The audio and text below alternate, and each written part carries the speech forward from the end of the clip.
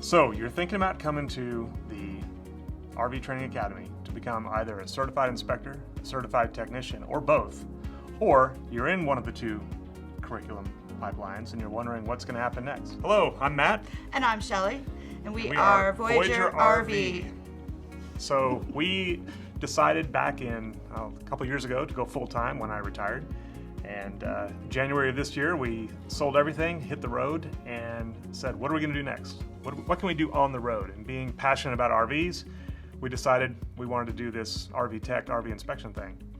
So showed up here in March of this year, took the entire curriculum, did the entire tech course, entire inspector course, even took the advanced generators and solar class. All very good classes. I thought coming here, I know everything. What am I going to learn when I show up to this place? I've been doing this for 20 years. I was humbled. This place taught me a lot. I learned way more than I thought I would and got skills that most technicians out there just have no idea. So we left here at the end of, was it April? End of May. End of May, and hit the road. So our business model is we drive around wherever we want to go. We've been to over 20 states since January, including Texas, of course. And we pull into a campground, stay for a week or longer if we like it. First thing we do when we arrive, show up in our clothes with our names, our logos, go into the main office, give them a handful of business cards, explain who we are, what we do, and just offer our services. We have logos on our truck that has our phone number, and we have logos on our RV. And that's pretty much it. That alone usually gets the business rolling. Within about 24 to 48 hours, sometimes sooner, we start getting calls, and as soon as that service truck is at an RV with the tools out, it spreads like wildfire. Within minutes, people are walking up saying, hey, you're a technician, can you fix this? Can you do that? Of course, the answer is always yes, and we book out for the rest of the time we're there. And we have extended our stay at places because of extra work. We have left early when work was light, but we've had no problem finding work at all. It's been pretty busy, so technician work and inspection work.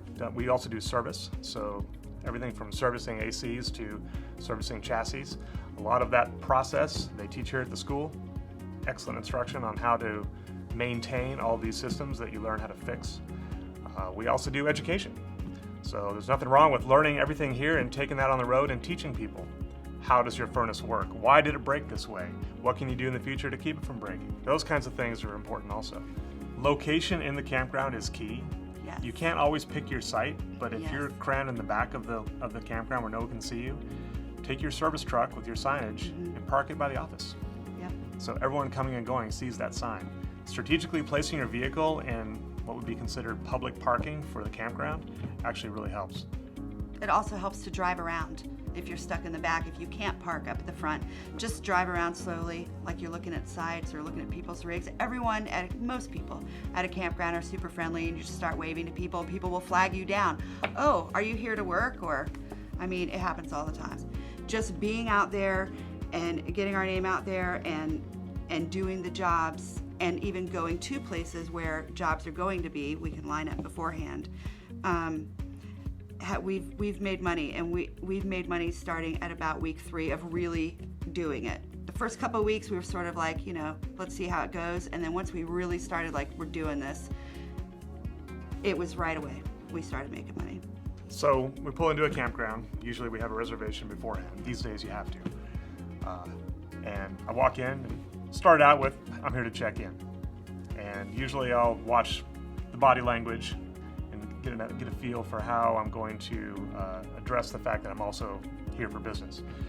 So typically, once the check-in process is done, I say, well, you know my name already. My name is Matt Jeffrey. My wife and I own a company, Voyager RV, and we are mobile technicians.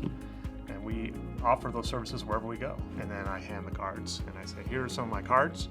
If anybody in the campground needs any kind of work, or if you get any calls for anything broken in the middle of the night, whatever, the whole time we're here, we're available. Just pass on our number or hand out the cards, and we will do our best to keep your customers happy. We also, if we're going to be in a place for at least a week, the first day that we're there, we'll drive to other campgrounds in the area and give our cards there, and we just say the same thing. We're here, we're going to be here for a week or more. If anyone in your campground needs any assistance, we're here to help. So after getting all of our business cards worked and reworked, we got the magnet shade up with our logo and the signs on the truck. When we roll into a place, our brand is out there, and we try to stick with only the blue and green. Everything we have is blue and green.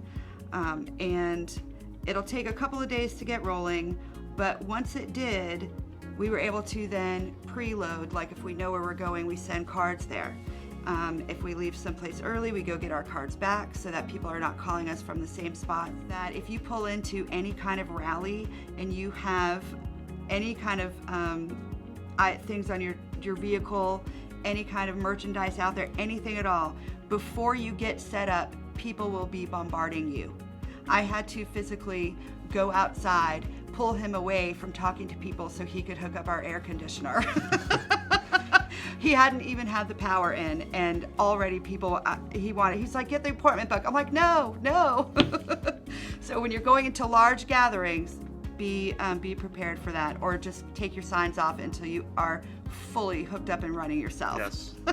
There are many rallies out there. It's not just the big companies like FMCA. All the manufacturers have rallies. Even some of the parts manufacturers have their own rallies. And people who go to rallies, they go because they want work done. They want to buy stuff. They come with money. There is plenty of opportunity at rallies. We had to turn away work at the last rally we were at because we booked up so fast. And we barely had time ourselves to even enjoy what the rally was offering, even though we were planning to be there just as viewers, not as workers. So if you own a Grand Design, for example, and you really know your rig, and it's the one you've worked on and learned on, go to a Grand Design rally as a Grand Design expert. You will do well. Absolutely. You do have to make sure that it's okay with the manufacturer, whoever's holding the rally. Sometimes they already have contracted people and you don't want to step on any toes. So you just have to call them ahead of time before the rally, or right when you get there, give them a shout. Yeah, the inspector locator tool is amazing. That is probably the best thing out of this organization. We update it for where we're going to be next, not where we are currently, because planning and contracting for an inspection can take a few days, and we really don't want to be doing inspections on the last day we're going to be at a place. For example, we just updated our pin locator this morning for where we're headed in the next 2 days, and within 30 minutes I had an email from a customer at that location asking about an inspection, and I'm working that today to figure out when we're going to do this inspection. Now that we've heard that the NRVTA is going to have a mobile service repair locator, that's even going to boom our business even more.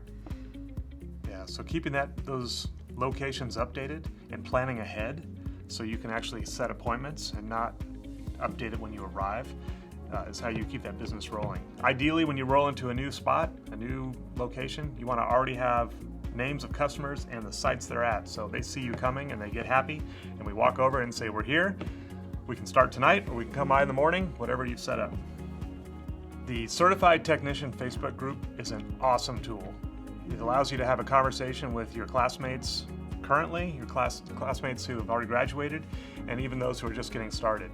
And you run upon a problem that you just can't figure out, someone has seen that same problem out there, and likely that someone has gone through this school and they're on that forum. Just throw the question out there, you'll get all kinds of responses. And not only from students, but some of the instructors are on these same forums, and sometimes they jump in with their expertise on things that are really unique or difficult. Sometimes while doing an inspection, you might come across something that wasn't covered in the class, or doesn't make sense, or it's a different build than what you're used to. Take a picture of it, throw it on the Facebook forum for the inspectors, and you will likely have an answer within 15-20 minutes. You'll certainly get many answers before you have to turn that report in the next day, and you'll be able to determine how you should characterize what it is you saw, or maybe it's not a problem at all.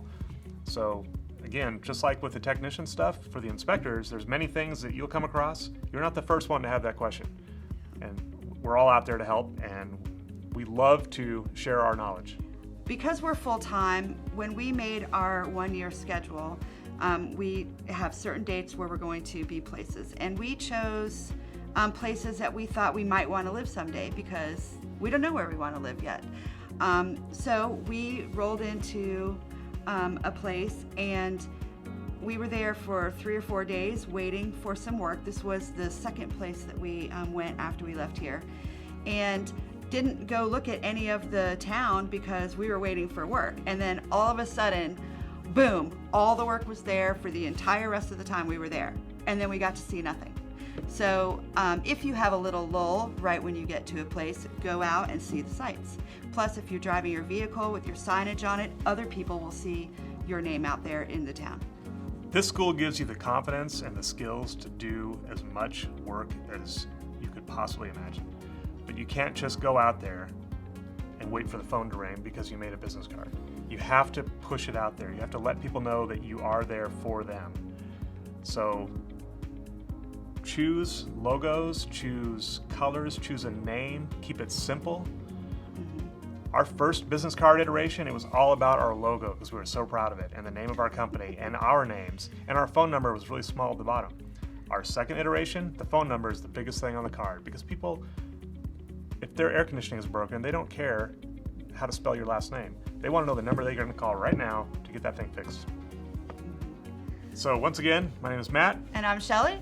And we are Voyager RV. So check us out at vrvs.net. That's Voyager RV Solutions, vrvs.net. Keep that URL short and sweet, something easy to remember. People will go to your website. Check ours out. We're pretty proud of it, and we'll see you out there on the road.